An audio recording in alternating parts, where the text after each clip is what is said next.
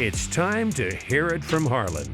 Utah Director of Athletics Mark Harlan takes you behind the scenes with the Utes, the Pac-12 Conference, and collegiate athletics. Now, here's your host, Mike Legasholt. Coming up on the April edition of the Hear From Harlan podcast, Utah Gymnastics is coming off his fourth straight appearance in the NCAA 4 on the floor. We'll talk about that, as well as the postseason runs for men's and women's basketball, as well as swimming and diving. Spring sports are coming down the home stretch. Utah baseball taking its fifth series in Pac-12 play over the weekend. We'll talk about that. And All-American diver Holly Waxman joins Mark for his one-on-one interview. Mark, I feel like when we get to March and April, there's just so much to get to, and appreciate your time, but a busy time of the year as we come down the home stretch for spring sports here in the next 6 weeks. Yeah, I remember we talked on the last podcast that we were going into really the best time of the year in a lot of different ways, with so many of our teams hitting the postseason and wrapping up at the same time, really cranking up with the spring team. So it's been great. Well, you and I were in Fort Worth over the weekend. Great run by gymnastics. The number 5 seed got to the Final Four. 4th straight year, they finished third. They're the only team in the country to do that, to make the Final Four. In fact, the past 4 straight years. Great run, just came up a little bit short on Saturday. Yeah, just a phenomenal year. And, I thought that, going into that Thursday night semifinal, it just seemed like there was a lot of doubt, in the gymnastics community, whatever that is, that, we were going to have a real hard time to get through with the Sooners in there. And, of course, the Gators and Alabama had been performing really, really well too. But gosh, we just performed at such an elite level, just amazing, and so excited that they got to the Final Four. And I think when you see Oklahoma go out like that, it was a real reminder to me, and I think to others, how hard it is to get to the final day in collegiate gymnastics. And the fact that we did it again was such a testament to the team. And yeah, we wound up not winning the championship, leading going after 3 events, but it was just such an amazing performance. I thought our floor on Saturday was just epic. You got to tip your hat to LSU. I think that beam score was one of the highest event scores and since 2008, if I read that correctly. Yep. So, they're probably going to pass us no matter what with that score, and you just got to tip your hat to them. But I think we just had an amazing year, and a lot's been said about all the out of the gym things that they had to manage this year, and I'm so proud of the students, the way they managed that, the growth of all of that, and particularly Carly Dockendorf. I mean, what an amazing job by her to keep that team in the right spot mentally, physically, her staff, senior leadership. I could go on and on. I was really, really proud of that group Saturday afterwards, and I was reminding them they're very highly competitive. They weren't necessarily smiling, but I think by the time they got on the plane early yesterday morning to come back here, I think they started to realize what a special year it was. Yeah, great run, and I know for them to win the Pac-12 championship was a huge goal. He did not win regular season, had the loss at Cal, but they wanted to win that thing at Maverick Center. That was one of their big goals. Accomplished that. Maya O'Keefe got that 10.0 over at Maverick to get the career record on beam as well as overall, and just a great year. And as you said, Carly just seems to have her hand on that team and know what buttons to push, and just a tremendous job to keep that thing in the right direction with all they've had to deal with this year. Could agree more. And, all those seniors, Miley and, Jaden and Abby, they just left such a legacy here. And just to think, on top of everything, Abby has to compete the same weekend that Taylor Swift drops a double album. And to keep that focus the way she did, just another notch in her incredible career. That's a great point. There was a blank space, and Taylor filled it in Friday night, huh? There you go. Nice work. All right. Well, hey, last time you and I talked, we were still awaiting the postseason runs for men's and women's basketball. The women had concluded. They went on to the second round of the NCAAs for the 3rd straight year, and men's basketball had a wonderful run in the NIT all the way to the Final Four at Hinkle Fieldhouse. Yeah, absolutely. I mean, I thought first round game just played really, really well. Ball was falling, and, it was a strange game, right? Took this big lead, and then they came back, and then we took care of business. And then just, the women's basketball, when you're playing on someone else's court, which happened in the second game, it just, the momentum can shift so fast. And, Alyssa played great, a lot of really good performances, but the ball just wasn't falling. It's going to happen, I think, especially when you're in a visitor's gym. But another really solid, special year for the basketball team. And again, Lynn won't talk about it, but the injuries just were difficult, not to have 2 key starters pretty much the whole year and still make the second round of the tournament. Really, really impressive year. All right, the men as well, that great run in the NIT, and Brandon Carlson had one last run in him to carry that team to Inkle Fieldhouse. Yeah, just real proud of the guys. You know, Yeah. There was never any doubt. I've been asked about this. Was there any doubt? I mean, the guys all wanted to play, and Coach was excited about it. And I just thought we just had 3 really fun home games. Really appreciate our crowd coming out for that. You know, I thought that Iowa game was particularly electric, and certainly the other games were fun too. But to get there and to compete, I thought was really good for our growth. You know, I thought this year we took some steps forward that I was excited to see, getting over the 20-win, mark. I felt like we took home court back here. Really appreciate our fans coming out all year. We're going to build on that for next year. And, onward from this point forward after a really good step forward year. Yeah, congratulations to Alyssa Peely, number 8 draft pick overall in the WNBA draft, 3rd first-round pick in school history. So happy for her. Yeah, me too. She's just such a wonderful young lady who gave so much to us on the court, off the court, leadership, special person. She invited Lynn to be out there on the stage with her, which I thought was great. And, going to a good Minnesota team that I think will really embrace her, and really looking forward to watching her this summer. All right. Men's and women's swimming and diving also had their postseason run. And, boy, Holly Waxman has been so good. We'll talk to her in a little bit as she comes in to join you. But to be an All-American at all 3 events, first one in school history for women divers to do that, in fact, men or women divers to do that. And also Amelia Nilsson Garup had the best finish by a diver in school history, as she was 9th in the women's 1-meter competition. Yeah, just a really good job by our swim and diving team. Really had another year of taking another, again, step forward, which is what you're always looking for in your programs. I think Amelia and Holly had just remarkable performances this year, and Amelia to win, and as a freshman, she'll be competing in Paris this summer. So it's exciting time, but really good year for swimming and diving. Yep, Jay Corner on the men's side was an All-American in the 100 breaststroke as he finished 11th. So the women, how about this, Mark? 25th place at Nationals this year. Yeah, just great job, right? Anytime you're in the top 25, particularly in women's swimming, there's a lot of teams out there. So really impressed and proud. All right, 4 teams out the Pac-12 competition this weekend, Mark. Men's tennis, women's tennis, golf, also beach volleyball in competition for the last time at the Pac-12 postseason get-togethers this week. Yeah, there's a lot of teams going, and it's that time of year, and we put all that stuff out on our website. And if you see a team competing at home, come on and join us. All right. I want to note as well that beach volleyball, 18 wins, one of their best years they've had, and excited for them to have some chances at postseason competition this week. Had a chance to go to their senior event a couple weeks ago. A lot of energy out there at our home place here, and they've gone past their totals last year. They're competing in a really tough Pac-12, but they've done a really nice job. All right, lacrosse also coming down the home stretch of the regular season. They're back home to face Queens College of Charlotte for senior night coming up this Saturday. They're 9-4 overall, 7-1 in conference play. Yeah, Drew and the guys just continue to perform. They do a lot of this on the road based on the scheduling, and always impressed with them. I think they had a week recently where they had 2 games back east, within 3 days of each other, but they continue to go forward, 7-1 in league play right there to try to defend the championship. And it's amazing. Senior night's already here for them as well. Yeah, well, how about softball, Mark? Kind of a slow start to conference play, which can happen. You're on the road so much, and they just didn't get up to a great start. But since then, they've gotten things going. They swept the doubleheader in non-conference play from Idaho State yesterday, but they are rolling now in Pac-12 play as well. Yeah, really won a ton of games in a row. Really impressed. It's hard to win a ton of games in a row in baseball and softball with all the different things that go on to that. And I think Haley has been unbelievable. Haley Denning setting so many records this last week. I don't think I've ever seen someone set the most scores.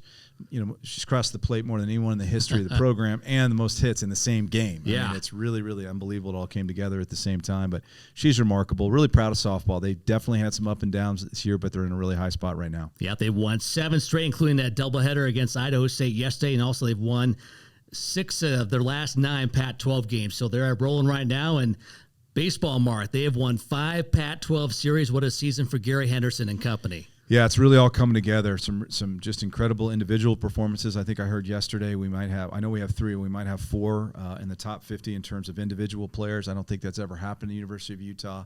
fastest ever to get to 25 wins in the history of the program.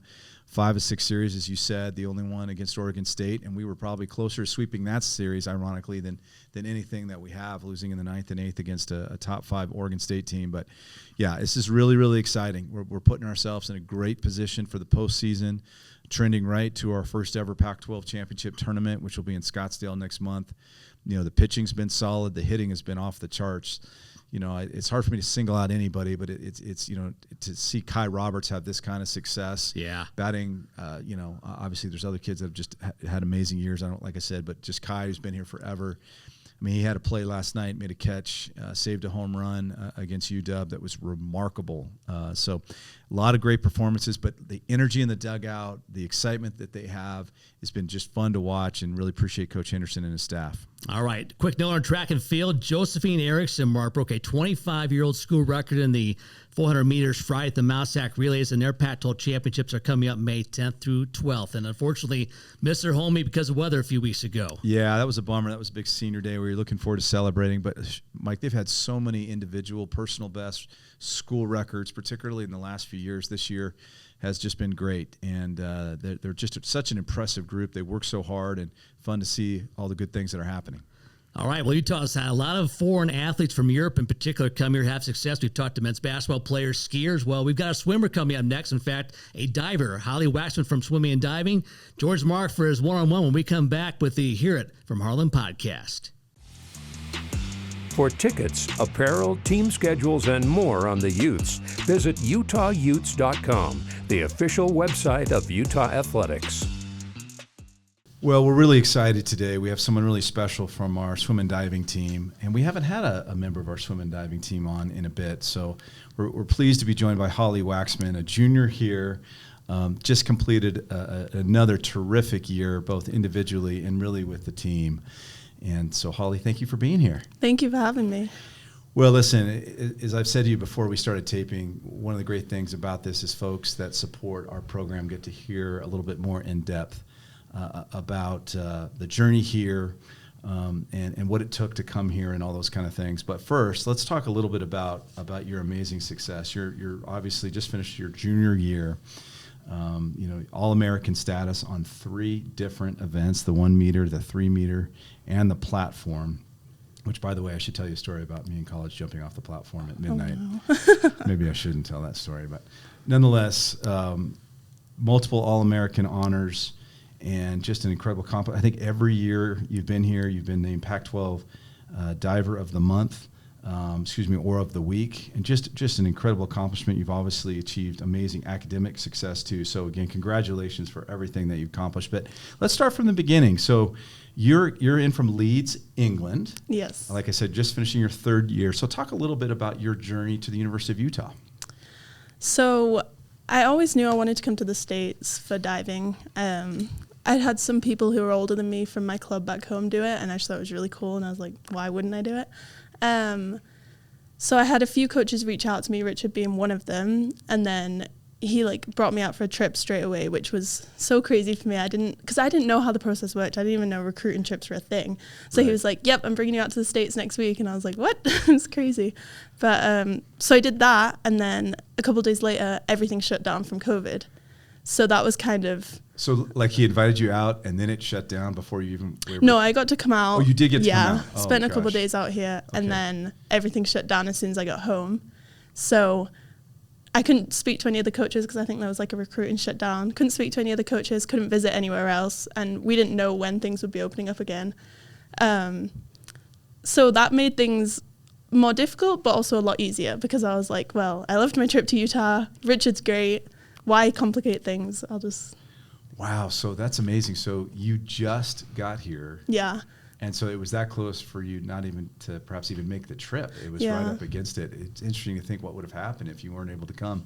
But that weekend obviously made a real profound effect on you. You just really took to the people here? Yeah, I think with having no idea how the whole process was going to work, I didn't know what the recruiting trip would be like. I didn't know about all the amazing facilities here.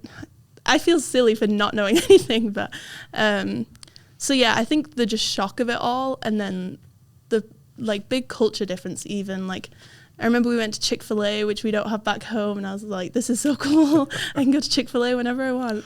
So I think the big culture difference really stood out for me. Richard being the same as he was on the phone calls. Like, I imagine sometimes coaches act a lot different when they're trying to recruit as compared to how they actually are. But Richard being the exact same and just getting to like watch the team interact. And I was like, I want to be part of that. That's fantastic. And we should say Richard coming off Pac-12 Coach of the Year. Yeah. He was really proud of him. Had a chance to see him the other day. So you commit and then COVID happened. So were you delayed in your start coming here, or did the timing still work? Did you show up as a freshman at that time, or did you have a delayed year before you got here? No, I got to come in 2021, August 2021. Okay, so by the time you got here, we were getting to go, and you were able to start. So you just kind of got it almost like just in time. Yeah, it was like perfect timing. So you got here, and just curious. We obviously have a couple other English athletes here. Was there a community with you, or Europeans, or did you just kind of jump in with everybody? That didn't matter. Just jumped straight in. Yeah, got to know everyone. That's great. Did you live right on campus? Yes. Right here at the dorms, right by the pool? Yeah.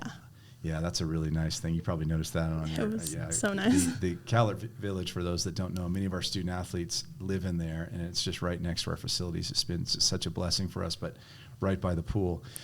So you're here, right? And I can imagine any freshman, whether they're coming from Utah County or they're coming from Salt Lake County, there's an adjustment. You're coming all the way from England. You're coming in as a student athlete.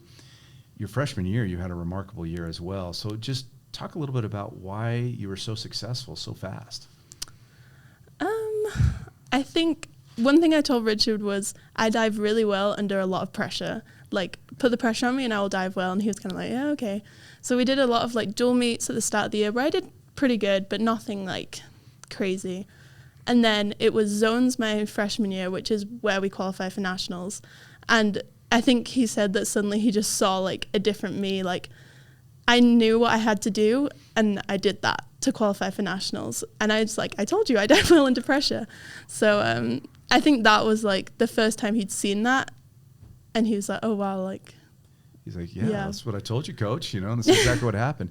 So remind me again, the timing of that would have been in the spring semester, right? Yeah. Because I know whenever I see your swimmers, you guys are never out of season, right? It's fall. I know. You obviously know. Was there that fall, that first semester that you were here, was the adjustment from coming from England here, attending university, the academics, the athletics, was it about what you thought, or was it more challenging than you thought? I think it was difficult because the borders were closed for my first semester here. So my family weren't planning on any trips out here, but just like knowing that they couldn't if they wanted to made it a lot more difficult. I also didn't have a major declared, so I was taking just a lot of classes just to try and figure out what I wanted to do. So I think that first semester was difficult. And also we start competing in like October time. So the first couple months especially were difficult, just like finding my place. Right, because you just want to compete, get something that you know. Yeah, and I love competing. So I hate when we're just diving with no competitions. I love having competitions to look forward to. Yeah, that makes a lot of sense. So once you started the competitions and all of that, then it just started to become feeling normal. Yeah, just a being lot more here. normal. And then when did your parents were they able to come out in the spring? Yeah, they came out for Pac-12 championships my freshman year. Up in Washington. We actually were in Arizona. Oh, that's right. The divers were separate. Divers were separate. Do they still do that? No, they're separate that was now? just like a COVID thing. A weird I think. COVID thing. Yeah, I was going to say. And then you've been up in Seattle. So talk about some of the friendships that you've developed on the team. Just kind of lifelong friendships. Yeah, I couldn't even imagine when I first got here what to expect. But the dive team is like a family. I mean, there was only 5 of us this year, which is a way smaller team than usual, and we were all so close that we want to spend time with each other outside of the pool, which is so nice. And it makes trips so enjoyable. I always have the best time with them. Yeah, that makes sense. Is there a lot of interactions with the swimmers? I mean, sometimes you guys are going a different direction, but there's a lot of interaction there too? Yeah, so I actually live with 4 swimmers currently, and then some of the other divers live with swimmers as well. So I think it's nice having that separation. And we don't really know what the swimmers do and they don't really know what we do, but we have a lot of respect for each other because I know I couldn't swim and they couldn't dive. So yeah, it is really interesting. We see that a little bit with the ski team, with the slalom and the Nordic. They're all cheering each other on because you guys are all trying to win a championship of some type, but it's so different. So, now you're obviously finishing your junior year. Talk a little bit about your major and how it's going in the classroom. So I'm a biology major, which I came in wanting to do that, but I think I was just like scared to take that leap because I knew it would be difficult. But I'm someone who likes to make things difficult for myself. I like to be busy. And it's super interesting. I find it interesting, so it makes it a lot easier to want to put the time and effort into it. Yep. So I'm really enjoying it right now. It's going well. It's fantastic. Yeah. So you've got another year, obviously. I don't know, would you have a COVID year? Do you have a few more years? No. Okay, you're just on the other side of that. So what do you think? You think diving is going to be something you're going to try to continue to do after college, maybe an international competition, or are you just going to move on, or do you not know yet? I'm not ready to move on from diving. I have had a lot of conversations with Richard about it. He wants me to stay on as long as possible. So We'll see. I don't want to make any decisions yet, but of course. I know I'm not ready to give up the sport. I can't imagine my life without it. Yeah, well, first of all, that's an accomplishment that you should be really proud of, that you probably are going to have those kind of choices, right? I mean, everything you've done. And you're talking about diving in the Pac-12, which is arguably the most competitive conference and has been in the sport. So you're really in rarefied air. So we got to talk about we mentioned your family, and we got to talk about a story that I saw when I was prepping for this. So your father, Tim, Mm-hmm. so we were competing in the NCAAs in Atlanta. I guess this was last year. And according to notes here, he was particularly excited about finding an English food section in a supermarket. Yes. which makes sense. I guess it's like if we're over there and we find an American section. I mean, I get it. But apparently he was really excited about it. And I thought that story was kind of endearing, too. One, that they came all the way out to England to support you and obviously the Utes. But I take it your family has just been big-time supporters of yours. Oh, yeah. They came out twice. They came out for Pac-12 championships and the NCAA championships this year, which is difficult as well because we don't qualify for nationals until like the week before. So I'm like, okay, book a flight right now. But yeah, he was very excited about that, which we all found a little bit weird because he'd been in England the day before and was going back to England 2 days later. So like, you can just go to a store back home and buy these things. But well, he had that one day where he really wanted. Maybe he was just excited he was going to give it to you. Well, listen, I really appreciate, Holly, the amazing time that you've had here, and obviously everything that you've accomplished. But we'll close with this, the platform. And I mentioned, I've had my experience there. I think there was a rite of passage at the University of Arizona in the late 80s, early 90s, where if you didn't go up there and jump over the fence and jump in, you just weren't cool. But what I didn't understand, that if you didn't land properly, you could have bruises. Yeah. You know what I'm talking about? Yeah. I take it that's not an issue. You have figured all that out years and years ago. And I don't want anyone listening to this to sneak into our natatorium over here. We got enough issues. I want to keep that place good. But it gives me a lot of respect because that is high. it is. Like our softball team last year when they came over. Yes. Were you there when that happened? No, but I've seen the pictures. The pictures, I mean, the terrified look of when they're all jumping off the platform, which is a tradition, and you go up there and do all this stuff. Amazing athleticism. You know, one quick thing. I saw you were a gymnast in England. That was kind of a thing. And then that switched to diving. Is that right? Yeah, I think the majority of divers that I know were gymnasts first. It's just, I actually got picked out of a group of people from my gymnastics. Wow. Have you met Amelie yet? Yeah. Okay, good. I was going to say, I've got to connect. She's wonderful. I was wondering if you guys had met. She is a great gymnast on our team, and you are a great member of our diving team. Thank you, Holly, for coming here. Have a great rest of year. It's almost over. Are you going to go back to England when school ends in a month, or are you going to stay here? No, I'll be staying here. Diving, practicing, pretty much. Summer school, all that kind of stuff. Yes. You going to get to go home at all, though? I'll go home in August. In August, Yeah. Okay. Well, hopefully it's a little play while you're here, too, not just all work. Thank you for joining us. Really appreciate it, and congrats on a great year. Thank you so much. Thank you. For more episodes of the Hear It From Harlan podcast, search for it on Apple Podcasts, Amazon Alexa, Spotify, and YouTube. And welcome back to the April edition of the Hear From Harlan podcast. Always fun, Mark, to have you catch up with the student athletes. And who knew Chick-fil-A was so big if you come from Europe? But that was one of the first things you mentioned. But I like her comments about Richard Marshall. Guy's been around a long time. And she said, you know what? he is as he seems. He's not the salesman guy on the phone recruiting. He is real, and that was a fun comment to hear about him. Yeah, Richard's terrific. He's a great coach, and it's been really amazing to see what he's done with the diving team. But yeah, I love talking to our international athletes. You know, I mean, it's you can imagine just what they go through to adjust. And Holly's done such a good job, and I probably didn't highlight it enough. But she's a district all academic performer too, which basically means over 3.5 in that kind of a major. Just a really impressive young woman, and it's nice to see her family be able to come over here and support her whenever they can, and that was fun to get caught up with her. Well, for fans wondering why I didn't talk about football, I didn't forget. I promise I did not forget, because we catch some hate if we don't, but fun spring game, Mark. The best weather we've had in a number of years, and a crowd of about 6,000 showed up, and that was fun a few weeks ago. And all those folks that send me marathon emails, that why are we always... Hey, what happened? We didn't have the marathon. I had nothing to do with it. But, I haven't heard from him this week. It was such a great day. The weather, as you say, crowds just really surged. Tickets were being sold all week. I didn't get the final number, but it was such a great crowd, and the energy was good. And I thought our guys really got after it, Whit did a nice job of really subbing everybody in and out, but it got to see a lot of our players. Of course, some of our folks that we haven't seen in a while that have been injured, great, and to see them out there again and the smiles that they had to be in front of a crowd again. So really, really good day, and now it's back in the garage and get ready for some recruiting and get ready to get into summer camp here. That'll be here before we know it. Yeah, NFL Draft, by the way, comes up this weekend, first round on Thursday, so we'll have more on that on UtahEats.com. All right, Mark, I know earlier in the show we talked about women's basketball's postseason run, an unfortunate situation with them up in Spokane and Idaho, and just some thoughts from you on that. Yeah, I just really appreciate our women's basketball team and Coach Roberts' leadership. When you get to the postseason, it's the thing you work for, not only all year, you work for it in some cases your whole career, and to be subject to a hate crime up there was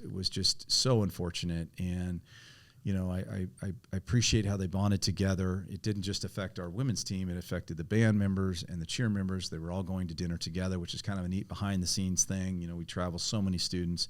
Charmel Green, the absolute best chief operating officer in the country, was there at the time, and she managed it in such a great way. We got out of the hotel and got them out of the situation. But the fact that they, played and they kept going, which is what they all wanted to do, was such a inspiring moment for the program. And when I got up there and to be able to see everybody and know that they were okay, we're continuing to do some follow-up work that I don't want to get too in depth with both on the criminal side and also with the NCAA on the why we were there issue. But we're continuing to do that. But most importantly, I'm just really proud of our team. Yeah, they held it very well, as you and Charmel with that situation. So unfortunate, but we'll move on, and some lessons learned. I want to talk to you as well, Mark, about NIL, as we do quite a few of our shows, but it's always changing, and there are some state laws, including here in Utah, that have been passed, and it just continues to evolve. Just where is Utah right now at this point with NIL and compensation for athletes? Well, I would say that NIL, certainly, as we all expected, has taken its different roads.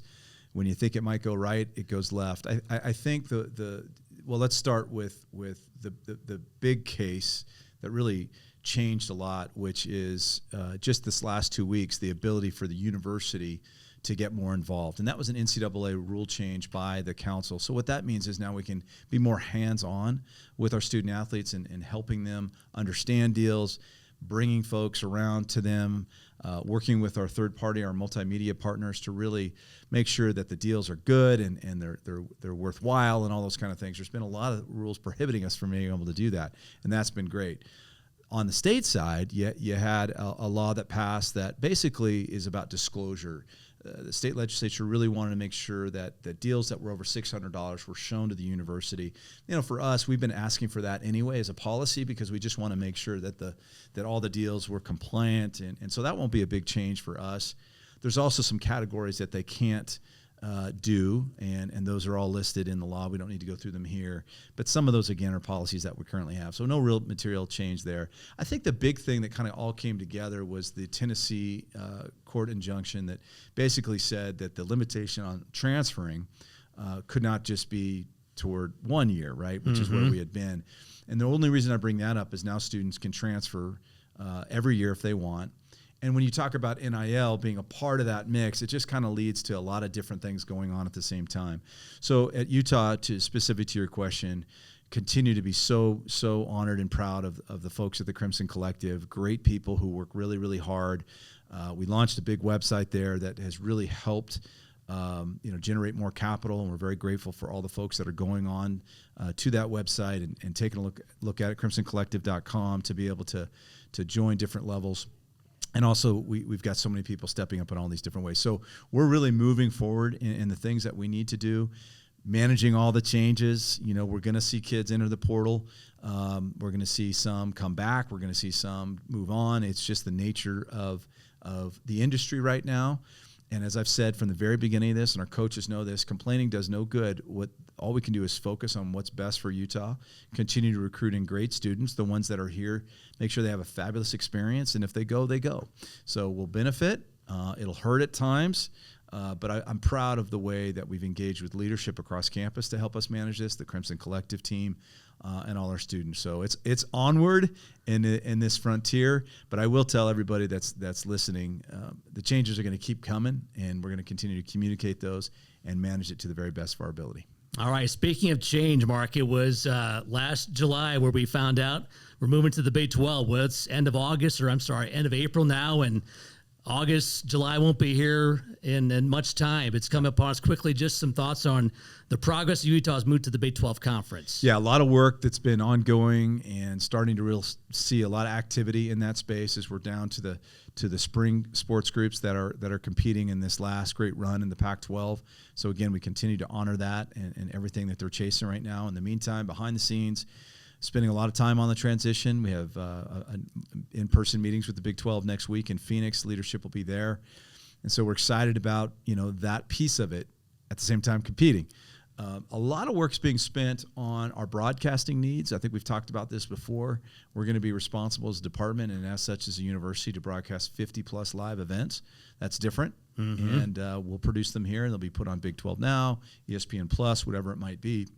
And so that takes a lot of work and coordination and how we're going to do it. And we want to make sure anything we do is also going to benefit the overall campus that may have broadcast needs. So we're looking forward to rolling all that out. We'll be ready to go when the time's right. So a lot of things going on, and the coaches that are finished their seasons are laser focused on the scouting and all those kind of things, while the group that's competing now is winding down. But it's coming fast. It is. Sure is. Really fast. Yeah. Yeah, we're ready. All right. Well, Mark, great to catch up with you as always. We'll have some good results, hopefully, with the rest of the spring sports, and we'll catch you down the road. Thank you, Mike. Appreciate it. All right. That will do it for us. Thanks to Holly Waxman, the Utah diving team, for dropping by. Thanks to Nick Bollerjack and Paul Kirk.